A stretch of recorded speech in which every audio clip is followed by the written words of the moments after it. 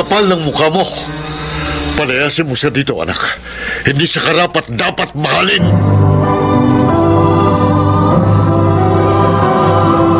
Handog ng DZRH ang tula sa kanyang panahon. Hangad ng magulang na mabigyan ng magandang kinabukasan ng mga anak. Ngunit may pagkakataong dahil sa hirap ng buhay, ang kaangyaang hanap ng anak ay hindi maibigay. Ito ang naging karanasan ni Claire sa ating dulang sa kanyang panahon.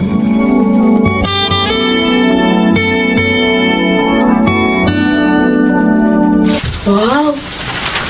Ang ganda ng damit at sapatos na suot mo, Claire. Pati bag. Talagang maganda, Ate Donna. At mahal pa. Sigurado. Bili na naman sa'yo ni Armando mga yan. Ano pa? Hindi ko naman mabibili mga ito Sa kita ko lang sa pabrika. Oh, tingnan mo itong relo, Bigay niya rin to. At expensive din. Sana naman tigilan mo na yung pagsasamantala doon sa mga nagiging nobyo mo. Pabili ka ng kung ano-ano sa kanila. Tapos iniiwan mo rin naman sila. Nakakasakit ka din ng damdamin. Ay, hindi totoo yan, ate, ha? Napapasaya ko nga sila Ano? Dahil sa mga nangyayari sa amin. Ano? Ibig mong sabihin na ibigay mo ng sarili mo sa mga naging nobyo mo? Ito naman, gulat na gulat pa. Ito na ang uso ngayon. Pambihira ka. Mamaya magbuntis ka dyan sa ginagawa mo. Hindi mangyayari yon. Dahil marami ng paraan para hindi mabuntis ang babae. Kaya huwag kang mag-alala.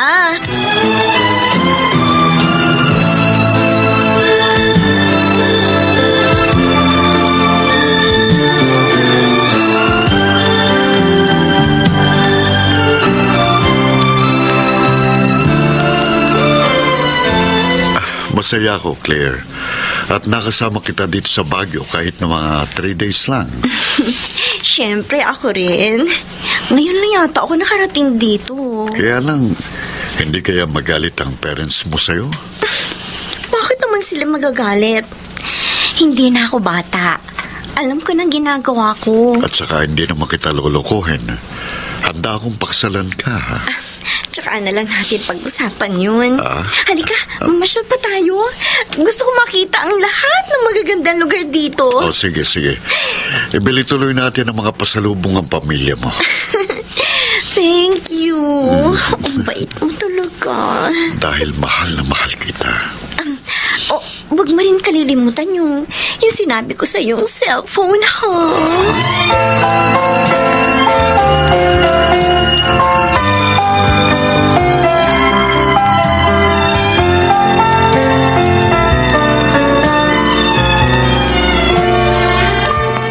Dumating na ba ang kapatid mo? Opo, inay.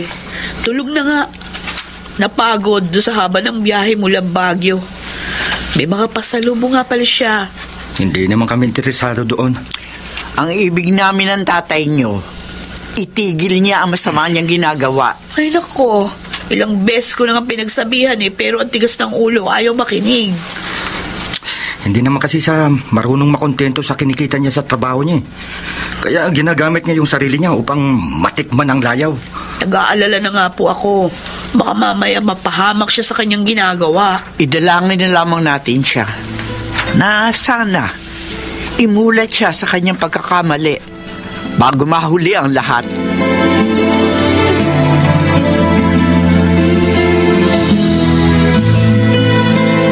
Naku, ang dami naman tao dito. Saan pa kaya may bakanting table? Ayoko naman mag-lunch sa ibang restaurant. Mas masarap kasi ang pagkain dito Excuse me? Naghahanap ka ba ng mauupuan? Oo. Ganun ba? Ayun ang place ko. Bakante doon. Wala kasi akong kasama. Doon ka na lang kumain. Ano kasi? Huwag ka mag-alala. Hindi ako masamang tao. Gusto lang kitang tulungan kaya nilapitan kita. Ako nga pala si Walter. Ikaw, anong pangalan mo?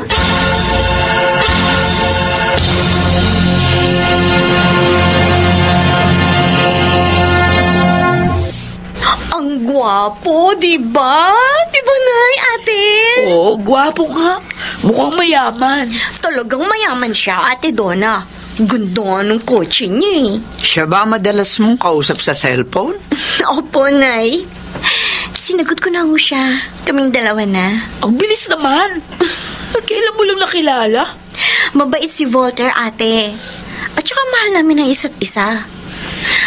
Alam ko na sa kanya ang mga katangiang gusto ko sa isang lalaki. Kaya hindi ko na siya pinahirapan pa. Oh, paano si Armando? Tinapos ko na po ang lahat sa amin. Ha? O paano kung makakita ka ng higit kay Voltaire? Iiwan mo rin siya? Ay, hindi Siya na talaga ang gusto ko, ate. Bata, gwapo, mabait, at mayaman. Hindi na ako maghahanap pa ng iba.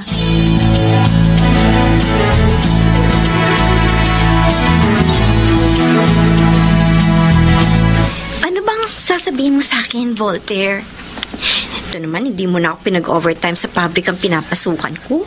Gusto kitang ipakilala sa daddy ko. Kailan? Ngayon sana. Ano? Ito naman, pampira ka naman. Binigla mo naman ako. Pasensya ka na. Pupunta kasi sa ibang bansa ang daddy ko. Magbabakasyon. Dahil na-broken hearted siya. Kaya gusto ko bago siya umalis, makilala ka muna niya. Matanggap kaya niya ako? Mahirap lang ako. Hindi ka naman mukhang mahirap eh. Ang gaganda nga ng mga gamit mo. Ito naman. Siyempre, nagtatrabaho ako. Nagsisipag. Kaya nakakabili ako ng mga ito. Inaalis ko lang ang kaba mo. Don't worry. Mabait si daddy. Hindi siya matapobre. At payag siya kung saan ako magiging maligaya.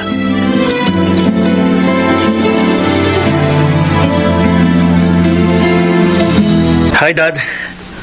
Kasama ko na po ang girlfriend ko, si Claire. Claire, daddy ko. Ikaw? Ikaw ang girlfriend ng anak ko? Armando? Teka, magkakilala kayo, daddy? Kilalang kilala ko siya, Voltaire. Isa siyang masamang babae. Daddy? Siyang babaeng humuthot sa akin. Ang sumugat sa aking damdamin. Armando? Claire, totoo ba ang sinabi ng daddy ko? Totoo ba? Voltaire, hindi ko alam na daddy mo siya. Kung ganun, totoo nga. Pero mahal kita, Voltaire. No. At tapos ng lahat sa amin ng daddy mo. Ang kapal ng mukha mo. Anak, palayasin mo siya dito. Armando? Hindi siya karapat dapat mahalin.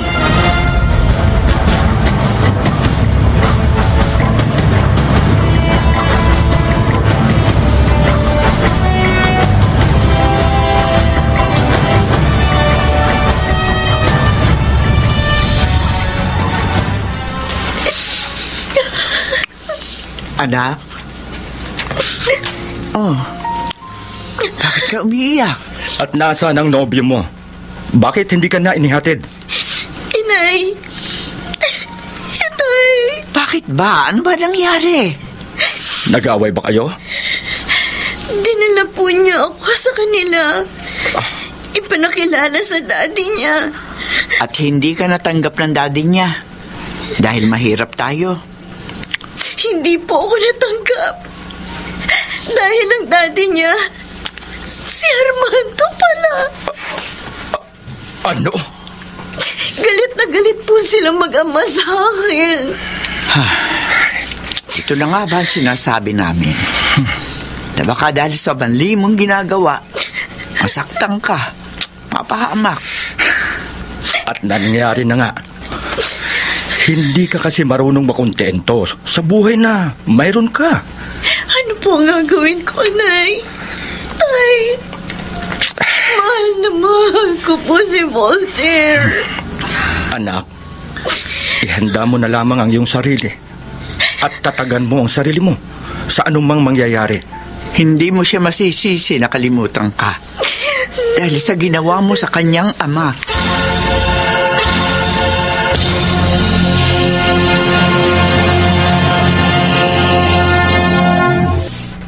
Inay, kumusta na po si Claire? Mababa na ang lagnat niya, anak. Mabuti naman po. Ilang araw din siya nagkasakit. Dinamdam niya ng labis ang paglayo sa kanya ni Voltaire. Hindi na siya tinawagan. Dapat din po maunawaan natin siya. Hindi talaga madaling tanggapin ang pangyayaring yun kina Claire at sa kanyang daddy. Sana maging aral na ito sa iyong kapatid.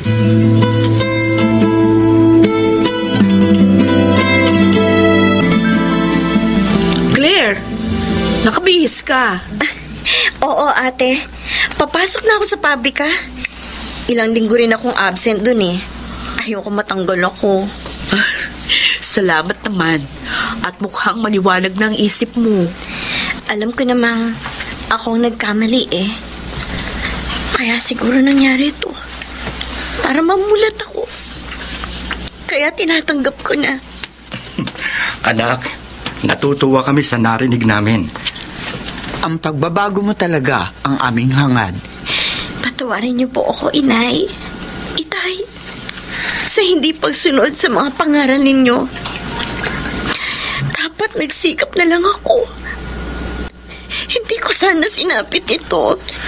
Malilimot mo rin ang iyong kabiguan, anak. Makakatagpo ka rin ng lalaking para sa iyo. Hingin mo lamang yun sa Diyos at makikita mo. Ibibigay niya yun sa tamang panahon.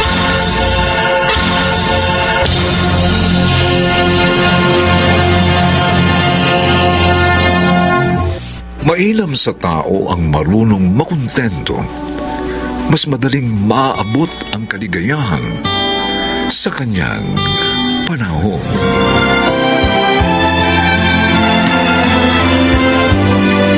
Mga nagsiganap: Chiquit del Carmen Amor, Susan Robles, Jerry Mutia, Rosana Villegas, Maynard Landicho Jr., at Phil Cruz. Special sound effects, Jerry Mutia. Technical supervision, Eric Lucero at Bong Muyar. Musical scoring, Buboy Sanog. Ang kasaysayang ito'y mula sa panulat ni Telma Corporal Alcantara at sa pinagsamang direksyon ng inyong lingkod June Martin Legaspi at Bobby Cruz sa kanyang